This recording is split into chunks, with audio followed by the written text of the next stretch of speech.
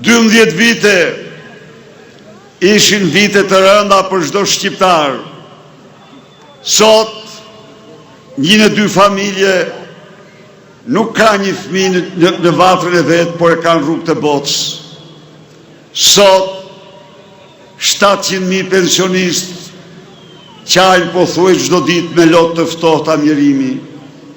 Sot, mira smur,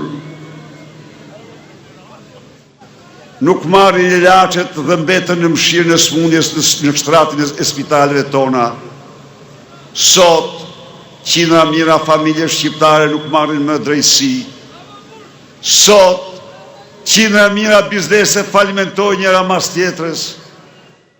Qindra mira vende pune shkatrohen nga narkoeurot e trafikantëve të Edi Ramës. Sot, sirenat e ndryshimit, sirenat e alarmit për ndryshuar Shqipërinë bien në të 4 anë të dheut.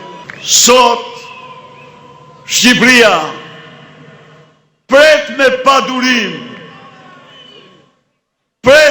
padurim, ndryshimin e madh, pret me padurim projektin e madh, projektin më të bukur që ka njohur në histori, projektin e Shqipërisë madhështore.